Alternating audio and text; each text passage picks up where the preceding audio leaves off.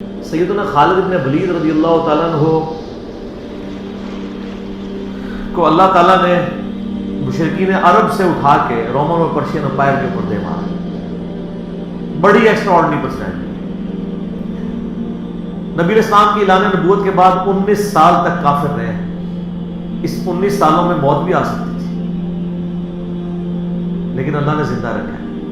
حتیٰ کہ غزوہ احد کے موقع پر نبی علیہ السلام کے جو 4 دانت شہید ہوئے ہیں، جو بخاری مسلم میں آتا ہے، حضرت خالد بن ولید کی وجہ سے ہوئے ہیں. انہوں نے وہ جب درہ چھوڑ دیا تھا عبداللہ ابن جبیر اور باقی ان کے ساتھیوں نے، عبداللہ ابن جبیر نے تو نہیں چھوڑا تھا، چند ساتھیوں نے، تو یہ پیچھے سے آگے حملہ ہوئے اور نبی علیہ السلام کی بددعائیں اس موقع پہ. نبی علیہ السلام کی مبارک زبان سے نکل گیا، اللہ ایسی قوم کو کیسے ہدایت دے گا جنہوں نے اپنے نبی کا چہرہ خون سے رنگ دیا.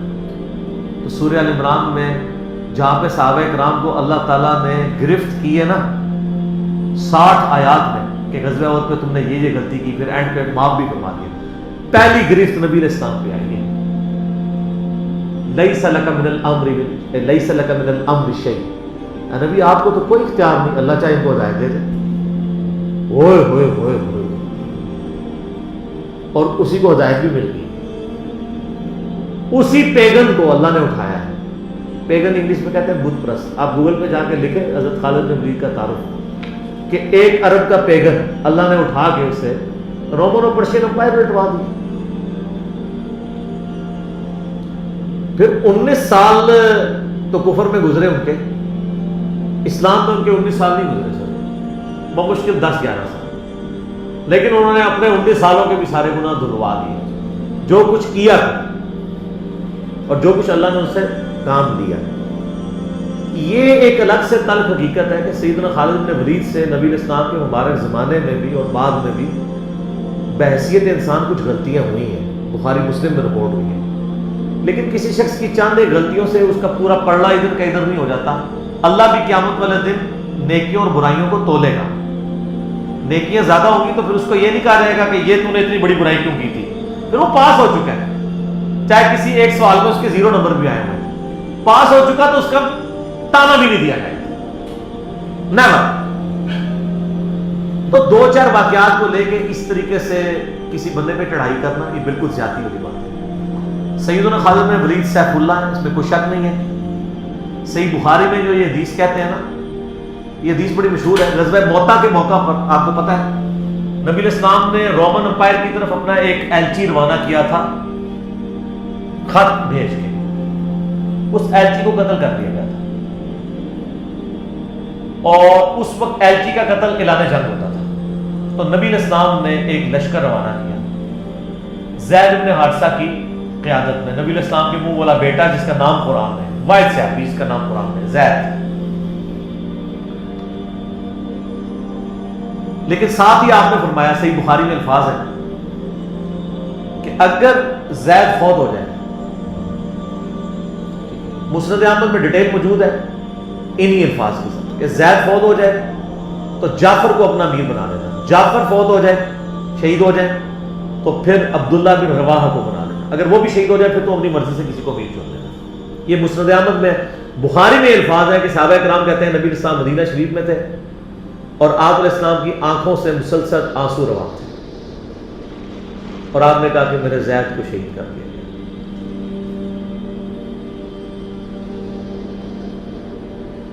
اب مسلمانوں کا پرچم جعفر نے تھام لیا.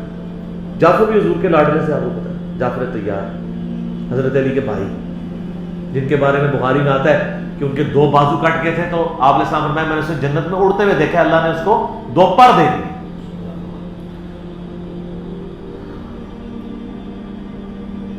نجاشی کے دربار میں انہوں نے ہی، آپ کو پتہ ہے، سورہ مریم پڑھی تھی.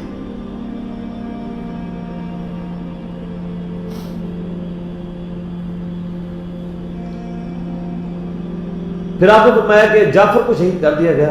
اب عبداللہ ابن رواحہ نے پرچم تھا، پھر آپ نے فرمایا اسے بھی شہید کر دیا گیا.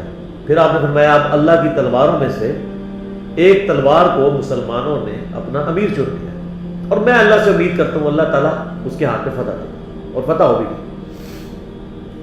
یہ بخاری کی جو حدیث ہے نا، اس کے اوپر امام بخاری نے باب باندھا ہے مناقب خالد ابن ولید. حالانکہ اس میں خالد ابن ولید کا نام نہیں تھا، لیکن اس حدیث کے اوپر باب کیا باندھا؟ خالد ابن ولید، کیونکہ وہ سیف اللہ وہ تھے. سیوف من سیوف اللہ، اللہ کی تلواروں میں سے ایک تلوار کے ہاتھ میں جھنڈا آ گیا، اللہ تعالیٰ فتح دے گا، فتح ہوگی. اس کے 3-4 طریقے بخاری میں، باقی طریقے اندر نہ خالد بن ولید کا نام نہیں موجود ہے کہ خالد بن ولید کے ہاتھ میں اب پرچم آ گیا، اللہ نے فتح دے دی. اچھا، اور وہ فتح یہ ہوئی کہ بہت بڑا لشکر سامنے سے آ گیا تھا، حضرت خالد بن ولید اپنے لشکر کو بچا کے واپس لے آئے. یہ غزوہ موتا تھا، اور صحیح بخاری میں آتا ہے کہ 9 تلواریں حضرت خالد کے ہاتھ میں ٹوٹی تھیں اس دن. 9 تلواریں اس جنگ کے واپس آ گئے. پھر بعد میں خیر وہ ایک رومن امپائر ہوا، پھر یرموک پہ جا کے کنکلوژن ہوئی نا. یہاں پہ بخاری میں الفاظ ایک طریق میں خالد بن ولید ہے، دوسری میں سیف اللہ، اور امام بخاری نے باب بھی باندھ دیا تو سیف اللہ ثابت ہو گیا. اسی حدیث کا جو طریق مسند احمد میں ہے، اس میں الفاظ ہیں اللہ کی تلواروں میں سے ایک تلوار خالد ابن ولید. جامعہ ترمذی میں ایک حدیث صحیح سند کے ساتھ ہے کہ نبی اسلام کے سامنے سے حضرت خالد بن ولید گزرے تو آپ نے فرمایا کہ خالد بن ولید کتنا نیک بندہ ہے اللہ کا، اللہ کی تلواروں میں سے ایک تلوار ہے. آپ دیکھیں جس شخص کے لیے نبی اسلام کی مبارک زبان سے بددعا نکلی، اسی مبارک زبان سے ان کو اللہ کی تلوار کا قرار دے دیا گیا. ذالک فضل اللہ یؤتی من یشاء، یہ اللہ کی بے نیازی ہے. آپ تو کسی ایسے شخص کو معاف بھی نہ کرتے جس کی وجہ سے نبی کے 4 دانت شہید ہوئے. اللہ دیکھیں کیسے کیسے مجرمین کو معاف کر کے کس ایپیکس پہ فائز کر دیتے ہیں، بندے نہیں معاف کرتے. اس طریقے سے صحیح بخاری میں حدیث ہے، حضرت عبداللہ ابن عباس کہتے ہیں کہ مجھ سے سیف اللہ خالد ابن ولید نے خود یہ حدیث بیان کی. تو بخاری نے خود سیف اللہ لقب عبداللہ ابن عباس نے، کہ ایک دن حضرت خالد ابن ولید نبی علیہ السلام کی بیوی سیدہ میمونہ جو کہ میری خالہ بھی ہیں، حضرت عبداللہ ابن عباس، ان کے ہاں نبی علیہ السلام کے پاس بیٹھے ہوئے تھے. تو انہوں نے بھونی ہوئی دب لا کے رکھی، عربی میں دب کہتے ہیں، دال با دب، اردو میں ہم اسے وہ گو، ویسے گو کا لفظ اپروپریٹ نہیں ہے، سانڈا لفظ ہے اصل میں، چھپکلی سے تھوڑی سی بڑی ہوتی ہے، حلال ہے کیونکہ یہ سبزی خور ہے. ہاں یہ سبزی خور ہے، عربی بڑے شوق سے کھاتے ہیں. وہ دب کہتے ہیں، آپ یوٹیوب پہ بھی دب لکھیں نا تو پوری عربیوں کی ویڈیوز کھل جائیں گی. دب لا کے رکھی گئی بھنی ہوئی. تو حضرت خالد بن ولید کہتے ہیں میں بڑے شوق سے کھانا شروع کیا اور حضور مجھے بڑا دیکھ رہے تھے ایسے، وہ یعنی اتنے ذوق و شوق سے کھا رہے تھے. تو میں نے کہا یا رسول اللہ آپ بھی؟ تو آپ فرمایا کہ میرے علاقے کی غذا نہیں ہے، میں نہیں کھاتا، یعنی حرام. ان کا یا رسول اللہ کیا حرام ہے؟ آپ فرمایا نہیں حرام نہیں ہے، مجھے پسند نہیں ہے. اس سے یہ بھی بات پتہ چلی کہ اگر کسی کو کوئی رزق پسند نہ ہو تو اس میں کوئی گناہ اور عیب والی بات نہیں ہے. یہاں تو کہتے ہیں جس کو کدو پسند نہیں ہے اس کی گردن اتار دو. کہتے ہیں نا قاضی ابو یوسف کی طرف ایک جھوٹا واقعہ مشہور کیا ہوا ہے. وہ اللہ نے یعنی اتنی چیزیں اس لیے بنائی ہیں نا، کسی کو ایک چیز پسند ہوگی کسی کو دوسری، تو اس میں بھی سیف اللہ کے الفاظ ہیں. اس کے علاوہ صحیح مسلم میں ایک حدیث آپ کو پتا ہے، ذوالخویسرہ التمیمی نجدی خبیث جس نے کہا تھا اے محمد اللہ سے ڈر اور انصاف کر، بخاری مسلم دونوں میں آتا ہے. تو آپ فرمایا کہ میں انصاف کرنے والا نہیں تو کون ہے؟ تو وہاں پہ الفاظ ہیں مسلم شریف میں، یہ بخاری میں بھی حدیث ہے، مسلم کے الفاظ ہیں کہ حضرت عمر فاروق رضی اللہ عنہ کا یا رسول اللہ اجازت ہے میں اس منافق کی گردن اڑا دوں. اور وہاں پہ الفاظ ہیں پھر سیف اللہ خالد کھڑے ہوئے، وہاں بھی لفظ ہے سیف اللہ. انہوں نے کہا یا رسول اللہ اجازت ہے. آپ فرمایا چھوڑ دو، لوگ کہیں گے یہ اپنے ساتھیوں کو مرواتا ہے، کوئی کلمہ گو تو تھا نا وہ، اس کی نسل سے بھی لوگ پیدا ہوں گے، ان کے خلاف قتال کرنے والے مخلوق کے بہترین لوگ ہوں گے. اور وہ سید خدری کہتے ہیں کہ وہ حضرت علی کے زمانے میں جب یہ ظاہر ہوئے تو حضرت علی کے ساتھ مل کے ہم نے ان خوارج کے خلاف قتال کیا تھا. تو یہ مسلم میں بھی سیف اللہ کے الفاظ موجود ہیں. باقی حضرت خالد بن ولید رضی اللہ تعالیٰ کی پرسنالٹی یعنی بڑی ایکسٹرا آرڈنری ہے. آپ دیکھیں کہ آلموسٹ ان کی جو عمر مبارک ہے وہ بلو 45 تھی جب وہ فوت ہوئے حضرت عمر کے دور کے اندر. حضرت ابوبکر صدیق کے دور کے اندر وہ آرمی چیف تھے. وہ سر عمر سیریز پھر دیکھیں تو آپ کو پتہ چلے.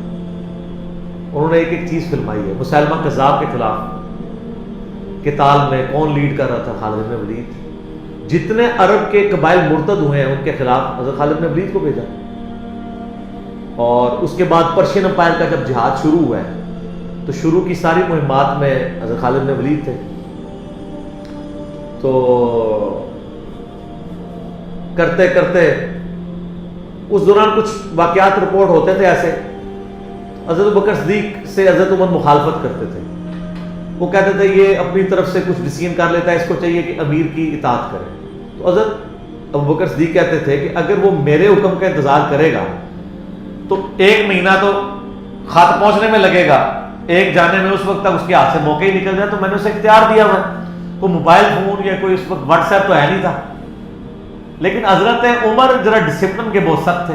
وہ کہتے تھے اس طرح ان کو خود ڈیسیژن نہیں لینا چاہیے, کیونکہ اس میں 1-2 مسئلے ان سے مس ہینڈل بھی ہو گئے تھے. تو جب اتنے بندہ کام کر ہوتا ہے 1-2 مسئلے تو مس ہینڈل ہو جاتے ہیں. ہم سمجھتے ہیں مس ہینڈل ہونے کا مطلب ہے 0 سے ملٹیپلائی. ایک طبقہ یہ سمجھتا ہے, دوسرا کہتا ہے کہ چونکہ اس کی شان بہت ہے لہذا مس ہینڈل ہو نہیں سکتا. یہ دونوں ایکسٹریم ہیں. وہ پیغمبر ہی ہے جس کو اللہ تعالیٰ نے رول ماڈل بنایا ہے, وہی بیلنس ہے. تو پھر جنگ یرموک کا موقع جب آیا, رومن امپائر کے خلاف فیصلہ کن جنگ تھی جو, تو عین میدان جنگ میں حضرت بکر صدیق فوت ہو گئے.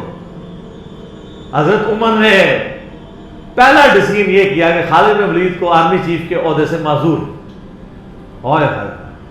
سر بالکل آپ آخری اوور چل رہے ہو اور آپ کا جو پلیئر سینچری پہ سینچری مار رہا ہو, آپ اس کو کہیں اس کو واپس آ جائے اور ایک نیا پلیئر بھیج دیں. جو کریز پہ سیٹ تھا اس کو آپ واپس بلا لیں. یہ وہ شخص کر سکتا ہے جس کا خدا پہ یقین ہو. تو اور آپ کو پتہ ہے حضرت عمر کے رشتہ دار تھے قریبی, انہی کے قبیلے سے تھے حضرت خالد بن ولید. حضرت خالد بن ولید کو پتہ تھا کہ یہ اگر عمر خلیفہ بنے گا نا تو پھر میرا معاملہ پہلے ہوگا. اور وہی ہوا. ابو عبیدہ اپنے ذرا کو بنا کے بھیج دیا. لوگوں میں بڑی چیمہ گوئیاں شروع ہوئی کہ لو جی سب سے بڑی آرمی کے خلاف جنگ ہو رہی ہے, سب سے بڑی سپر پاور, اور عین میدان جنگ میں یہ ڈیسیژن کر دیا ہے, اگر مسلمان ہار گئے پھر کیا ہوگا. یہ وہ اللہ نے فتح دے دی. فتح ہوئی تو اب جب لوگ آ کے مبارک باتیں پیش کر رہے ہیں, پھر حضرت عمر نے آ کے مسجد نبی میں خطبہ دیا. انہوں نے کہا خدا کے لیے میں تم سے یہی تو چیز ختم کرنا چاہتا تھا کہ یہ فتوحات خالد کی وجہ سے نہیں ہو رہی, رب خالد کی وجہ سے ہو رہی ہے. کل کو خالد نہیں رہے گا تو تم کیا سمجھو گے کہ اسلام ختم ہو جائے گا. دوسری طرف خالد بن ولید آپ دیکھ لیں, سینکڑوں جنگوں میں حصہ لیا انہوں نے, کسی ایک جنگ میں شکست نہیں کھائی. حتیٰ کہ جو کافروں کی طرف سے بھی غزوہ احد لڑی ہے اس میں بھی ان کو شکست نہیں ہوئی. جسم پہ حضرت خالد بن ولید کہا کرتے تھے میرے جسم کا کوئی حصہ نہیں جس پہ برچھی یا نیزے یا تلوار کا نشان نہ ہو. ظاہر ہے اتنی جگہوں میں زخم لگ جاتے ہیں, لیکن میں بھی آج ایک بوڑھے اونٹ کی طرح بستر مرگ پہ مر رہا ہوں. میں نے سینکڑوں جنگوں میں اپنی موت کو تلاش کیا لیکن موت نہیں آئی. اس کا مطلب ہے موت جو ہے وہ اس پہ ڈیپینڈنٹ نہیں ہے کہ آپ میدان جنگ میں گئے ہوئے ہیں. ان کو موت میدان جنگ میں اس لیے نہیں آنی تھی کہ وہ اللہ کی تلوار تھی, اللہ کی تلوار تو نہیں ٹوٹ سکتی تھی. تو ان کا آج میں بھی بوڑھے اونٹ کی طرح بستر مرگ پہ مر رہا ہوں. صرف میں تمہیں یہ بتانا چاہ رہا ہوں کہ موت کا میدان جنگ سے کوئی تعلق نہیں. ویسے تو مسلم شریف میں حدیث ہے جو شخص شہادت کی تمنا کے ساتھ اپنے بسترے پہ بھی مرا اللہ تعالیٰ اسے شہید ہونے کا ثواب دے دے گا. ہمیں نیت کرنی چاہیے. یہ حضرت خالد بن ولید کے شعر ہیں کہ میں بھی اگر موت میدان جنگ میں آتی تو مجھے آتی جس نے سینکڑوں مار کے لڑے ہیں, اور سب پیچھے بیٹھ کر ہی آج کل کے جرنیلوں کی طرح فرنٹ سے لیڈ کر.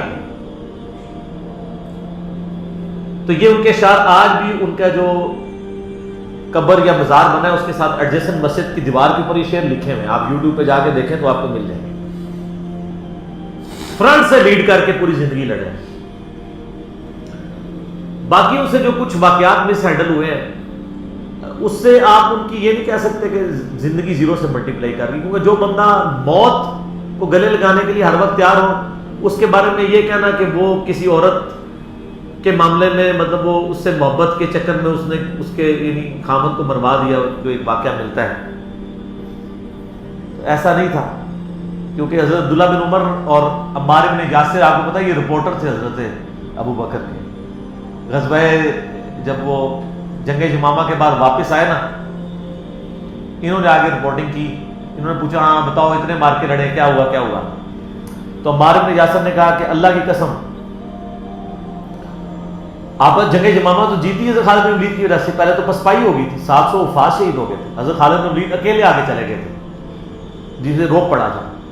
تو انہوں نے کہا کہ اے امیر المومنین، خالد ہم میں سے اگر کوئی شہید ہوتا سب سے پہلے خالد ہوتا.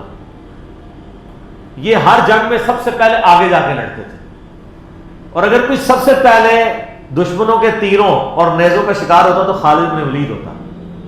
تو جب جس بندے کی زندگی کی کمٹمنٹ کا لیول یہ ہو نا، اس کے لیے عورتوں کا شگف کوئی شگف نہیں ہوتا. جب بندہ جھاڑ کے لیے رکھ کے جا رہا ہو، سر یہ ہماری سچویشن نہیں ہے، تو وہ آپ کسی بندے کی اجتہادی خطا یا کہیں پہ کوئی اس کا مسئلہ وہ ایک لادہ بات ہے. اوورآل جو بندہ اتنا کمٹمنٹ کے ساتھ لڑ رہا ہو اس کے بارے میں یہ بدگمانی نہیں کی جا سکتی کہ اس کے اندر کوئی اس حوالے سے جھول پائے. پر خالد بن ولید رضی اللہ تعالیٰ عنہ مسلمانوں کے ہیرو ہیں. باپ کے بارے میں قرآن میں اتنے سخت الفاظ ہیں اور بیٹا دیکھیں، ٹھیک ہے. اور آپ کو پتہ ہے کہ حضرت خالد بن ولید حضرت عمر کی زندگی میں فوت ہو گئے تھے. ان کی جب شہادت، ان کی فوت ہونے کی خبر جب مدینہ شریف میں آئی نا، تو کچھ عورتوں نے واویلا کرنا شروع کر دیا. تو حضرت عمر آپ کو پتہ ہے بڑے سخت مزاج تھے. ان کا یہ عورتیں کیوں رو رہی ہیں، کیا ہوا ہے؟ تو بتایا کہ خالد بن ولید فوت ہو. حضرت عمر نے رونا شروع کر دیا، حالانکہ خود معزول کیا ہوا تھا، لیکن وہ اللہ کے لیے کیا ہوا تھا نا، اپنی ذات کے لیے. آخر میں ان عورتوں کو رونے. خالد واقعی اس قابل ہے کہ اس کے اوپر رویا جائے.